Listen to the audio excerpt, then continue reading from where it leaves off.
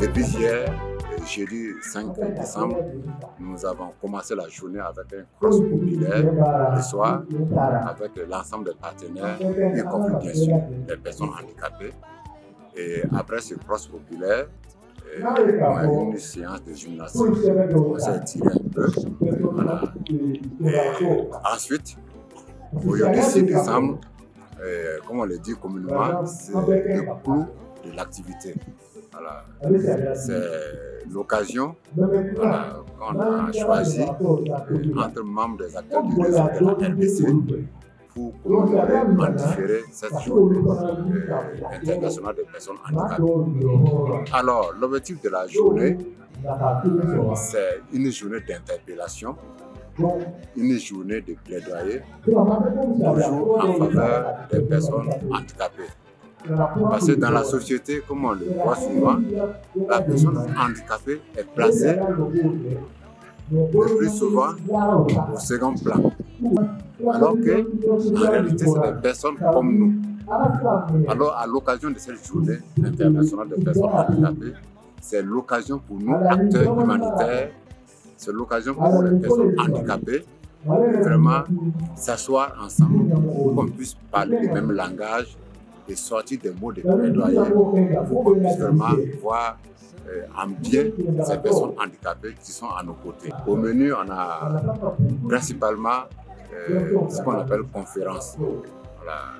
Donc, au cours de la conférence, bien sûr, il y a eu jusqu'à 2 conférenciers d'abord qui sont en train de parler de la vie associative et ensuite de plaidoyer même pour la cause de ces personnes dans le cadre des moments difficiles que nous vivons, l'insécurité.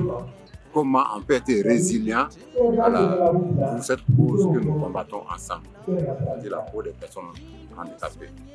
Et il y a une prestation théâtrale qui porte sur la thématique, toujours la cause des personnes handicapées. Et bien sûr, c'est une occasion pour faire prévaloir les œuvres d'art des personnes handicapées. Donc il y a eu des expositions d'œuvres d'art des personnes handicapées qu'on va bientôt visiter. Et le tout sera couronné par un repas fraternel qu'on va prendre ensemble avec des personnes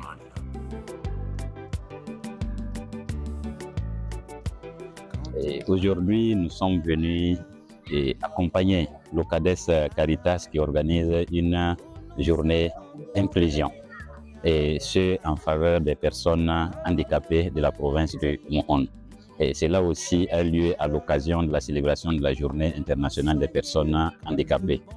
Nos impressions sont des impressions de satisfaction, car c'est une activité qui va dans droite ligne des différentes politiques de notre gouvernement en matière de promotion des droits de l'homme de façon générale, mais aussi de la protection des personnes vivant avec un handicap.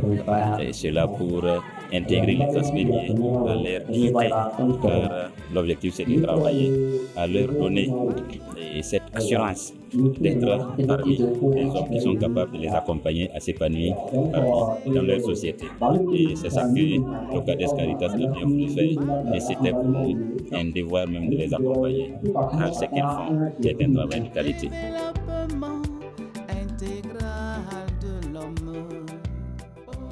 Parce que à Karakoma, on a 100 fêtes, 100 avait organisé en Togora, ni au Cadessier.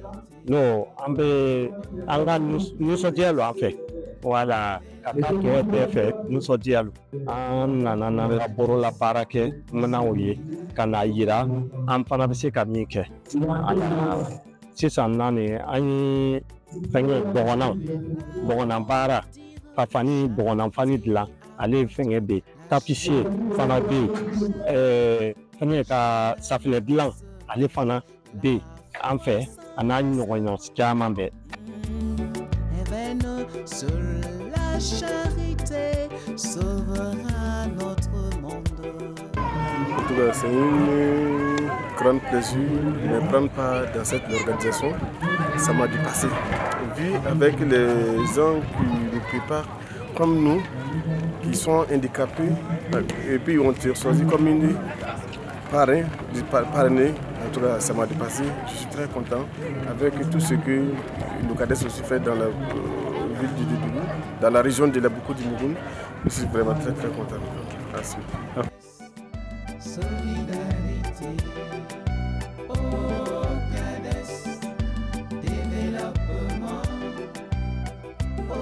Notre participation ici, en tout cas, nous donne un motif de satisfaction au regard donc de l'importance que revêt donc cette activité d'inclusion, parce que nous estimons que c'est un tremplin de sensibilisation des acteurs sur les différenciations qu'il y a donc entre les membres de la communauté, et ces différenciations qui peuvent être à l'origine donc liées soit au genre, soit à l'handicap, et soit à d'autres aspects sociaux qui ne doivent pas être donc des freins pour donc des activités d'inclusion, parce que comme nous le recommandons dans le cadre du programme, l'inclusion doit être un facteur qui puisse donc regrouper l'ensemble des acteurs de la communauté autour des initiatives de développement.